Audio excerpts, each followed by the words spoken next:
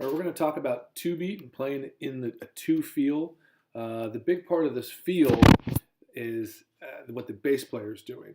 So when you're playing in 4/4, or you're playing this like a jazz swing in 4/4, the bass player is going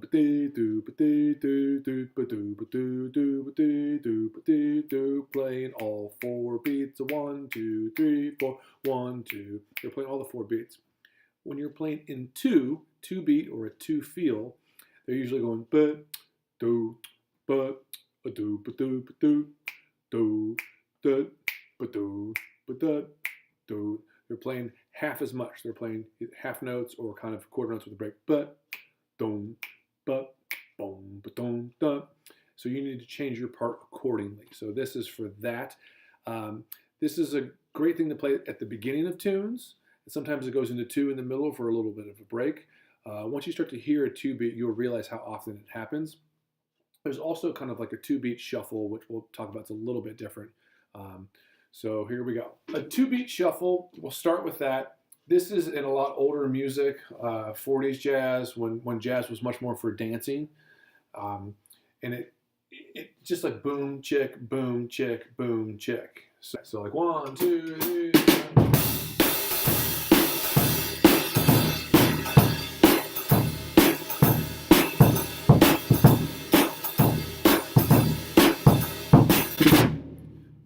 There's a record by Georgie Auld in the land of hi-fi that almost every tune is one of those. So that's your basic feel of the two beat. Bass drums on 1 and 3. You got that pattern going on in the background.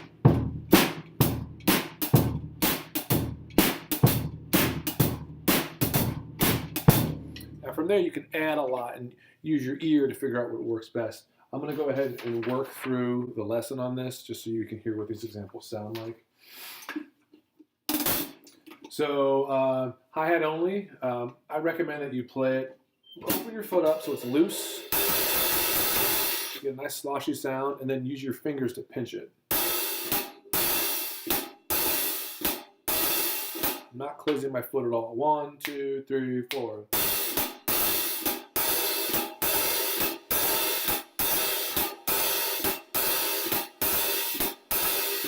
You can use your foot.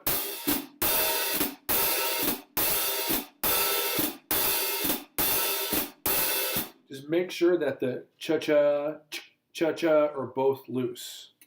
Loose, loose, loose, loose, loose, loose. If you go tight, loose, tight, tight, loose, that sounds real amateur.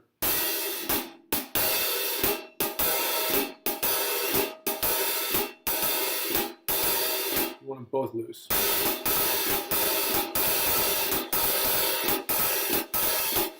So that's your first basic pattern. All right. The next thing to do when building this pattern is being able to play it with the snare drum on 2 and 4. So 1, 2, 3, 4.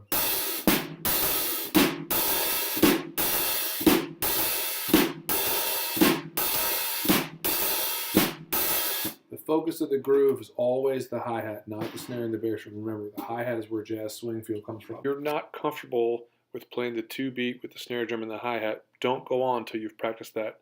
Once you have, come back. Then the rest of the page here are these bass drum variations. So it's just 1, 3, it's your first one. Your next one, 1, 3, a 1, 3, a 1, 3, a 1, 3. The next one is the same thing, just reversed. 1, 2, 3, 1, 2, 3, 1, 2, 3. The last one is 1, 2, 3, 4, 1, 3, 4, 1. So I'll do all those with just hi-hat only and foot.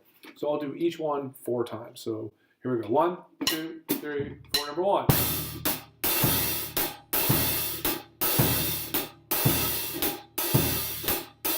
Next one.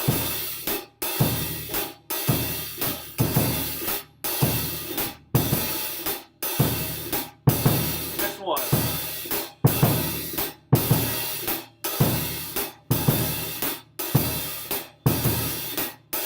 Last one.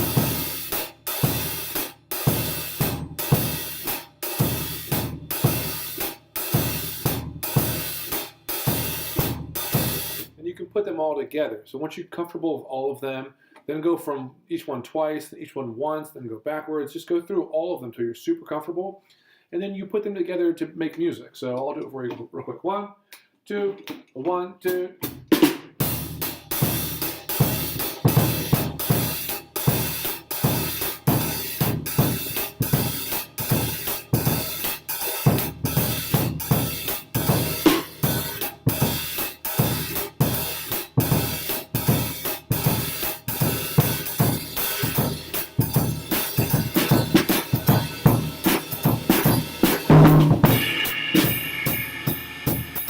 So you can do all of this stuff on the ride cymbal as well. Same exact thing.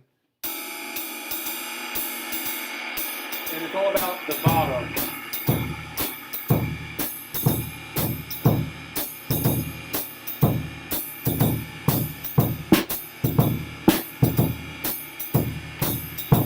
But all those same examples just simply on the ride cymbal, putting 2 and 4 on the hi-hat, and working on those bass drum variations. Once that's comfortable, go ahead and go to your 101 patterns, these jazz 101s that hopefully you've checked out by now, and you combine the two. So here is clack tom short, which is just this pattern.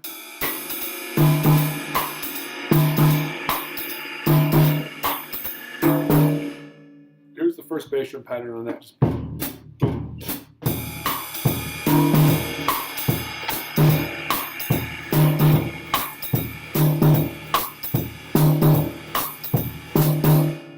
do the other pattern, boom, boom, boom.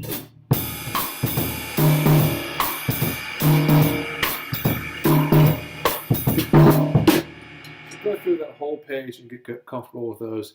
You get a bunch of different 2-beat patterns.